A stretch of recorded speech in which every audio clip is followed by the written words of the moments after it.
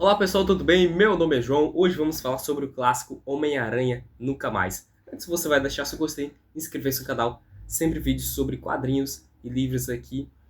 Compartilhe esse vídeo com seus amigos e bora lá. Nessa edição que eu tenho, que é da coleção clássica Marvel, traz o Homem-Aranha Amazing Spider-Man de 46 a 50, com o roteiro do Stan Lee, desenhos do John Romita Sr. Já é aquele momento em que entra o John Romita e, na minha opinião, mais uma vez, ele eleva a arte do Steve Ditko. Isso aqui é bom demais, tá, minha gente? Essas histórias já saíram em outros momentos, na edição definitiva do Homem-Aranha. Saiu, se eu não me engano, lá naquele Biblioteca Histórica também. Saiu na coleção da Salvati. Inicialmente você tem essa história com a primeira aparição do Shocker. E aí o Homem-Aranha tem que lidar com esse novo super vilão. Shocker que acabou se tornando aquele vilão que é o vilão meio, digamos que meio capanguento, né? Tem um momento interessante que o Foswell, ele desconfia de que Peter e o Homem-Aranha são a mesma pessoa, mas acho que a parte mais interessante fica mesmo para uma mudança na vida do Peter. E isso é encadernado com histórias que vão abordar esse tema da mudança, tá? Do amadurecimento. Então o Peter, ele resolve sair da casa da tia May, e a tia May também, ela prefere um espaço um pouco menor, ela vai viver com a Anna Watson, e aí eles vão vender a casa, e o Peter vai dividir um AP com o Harry Osborn. Então ele finalmente tem esse desejo da própria privacidade realizado. A vida dele meio que está andando nos trilhos, mas ele não se sente muito bem, ele não se sente feliz. E aí você tem esse quadro muito singelo em que o Peter faz uma reflexão. Será que quando eu ganhei meus poderes de Homem-Aranha, eu perdi a capacidade de ser feliz? Tem também alguns textos muito interessantes sobre a criação do Homem-Aranha. E esses textos da coleção clássica Marvel são bons demais. Tem uma história com a participação do Kraven, em que o Kraven ele estava relacionado com o Duende Verde, e aí depois de não ter dado certo lá naquela história, como era Verde meu Duende, já foi analisada, não em vídeo próprio, mas no último vídeo de resenhas do mês. Enfim, o Kraven vai tirar satisfação com o Norman. Norman não está, então ele vai procurar o Harry Osborn. E aí ele vai atacar a festa de despedida do Flash Thompson. Mais uma vez o tema da mudança. Flash, ele vai se alistar para a Guerra do Vietnã. Então vocês têm até esse momento histórico da história dos Estados Unidos também, aqui presente. E, enfim, vai ter Homem-Aranha contra Kraven, esse daí, Homem-Aranha salva o dia. Na verdade, o Kraven, ele quase dá um pau no Homem-Aranha, inclusive utilizando de um artifício bem ridículo, que são os raios que saem uns lasers que saem dos olhos do casaco de pele de leão do Kraven, um negócio meio ridículo mesmo. E aí você tem uma história em duas partes, em que você tem o retorno do Abutre. Mais uma vez mudança. O Stan Lee não tem medo de matar o Abutre original. Se o Abutre original, o velho da van, morre, e aí chega um cara novo que rouba o uniforme dele, foge da prisão, e aí vai aplicar crimes, aplicar golpes, e o Homem-Aranha vai tentar lidar com tudo isso, só que o cara é muito esperto, muito forte, e ele também não, ele está doente, então ele está defasado, e ele acaba sendo derrotado pelo Abutre. E acaba assim a história com um quadro sem falas, muito interessante, tá? E aí você tem a continuação no próximo mês, em que o Abutre e o Kraven vão se unir para atacar o Homem-Aranha. E claro, ele vai dar um jeito nisso tudo.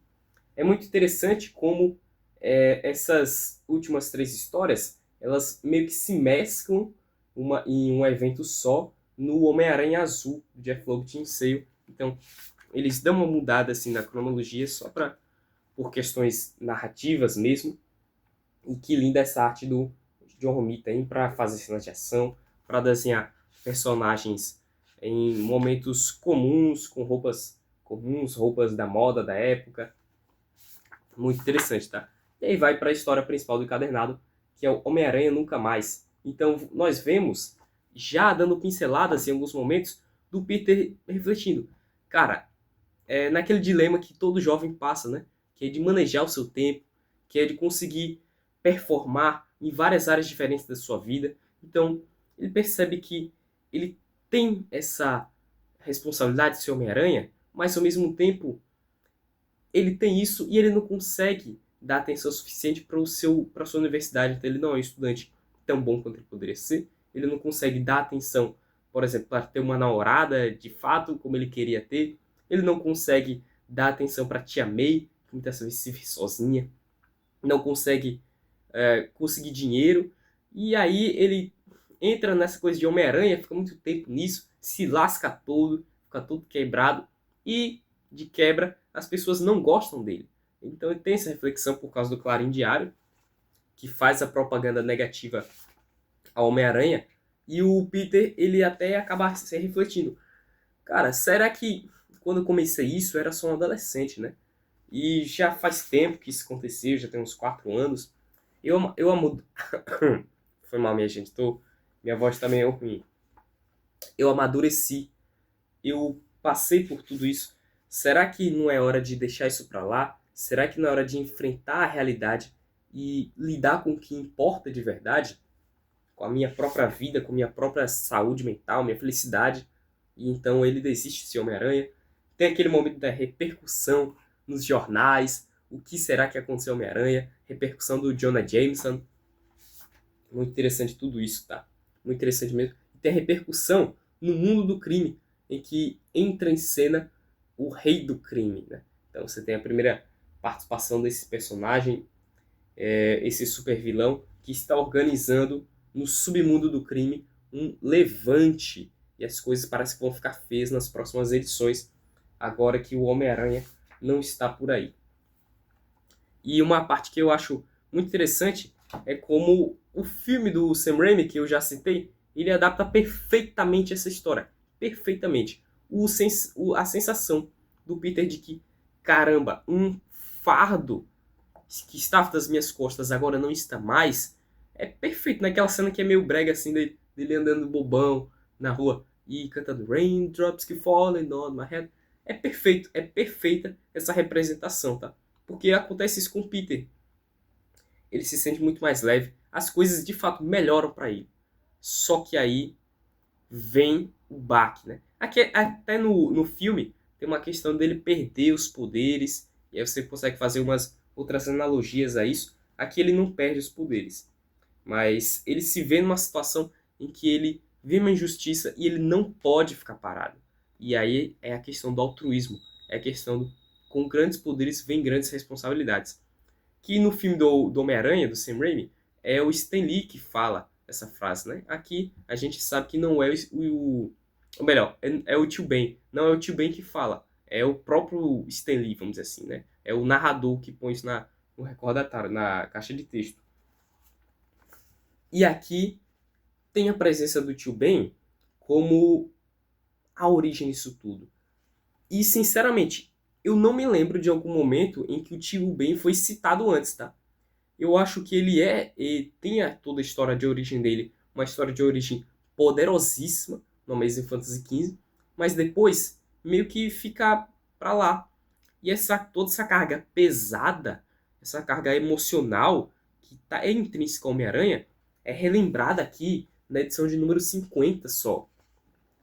E aí você tem a recapitulação da origem do Homem-Aranha e por que é que ele faz o que ele faz. E ao se lembrar disso, ele percebe, ele se lembra que com grandes poderes vem grandes responsabilidades. Ou seja, se você pode fazer o bem, você deve fazer o bem.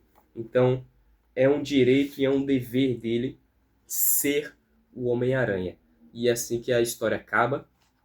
E aí, abre o gancho com aquilo do Rei do Crime que eu falei, que a gente vai ver na próxima edição, que chega em julho. Mas, de fato, verdadeiramente, é uma baita história. Por mais que seja uma single issue, né? Uma história em que isso acaba numa ediçãozinha só, em 24 páginas, é muito poderoso, cara. É muito poderoso mesmo. Esse é, de fato, um personagem que ele tá no imaginário popular, a questão do altruísmo dele, a questão do tanto que ele sofre, mas o tanto que ele persevera. É o que faz esse personagem ser tão amado. É o que faz esse personagem ser um personagem tão rico, tão bom. E é por isso que eu amo, de fato, o Homem-Aranha. É um personagem que esteve presente na minha vida o tempo todo e que, com certeza, por que não, influenciou nas formas como eu vejo o mundo. E acho que isso daqui é influente demais. É muito influente mesmo. Enfim, minha gente, muito obrigado por terem assistido esse vídeo. Comenta aí o que você acha de tudo isso que eu falei, concorda, discorda. Comenta aí, novamente compartilha, inscreve-se, deixa o gostei e até a próxima, tá, minha gente? Muito obrigado, até lá.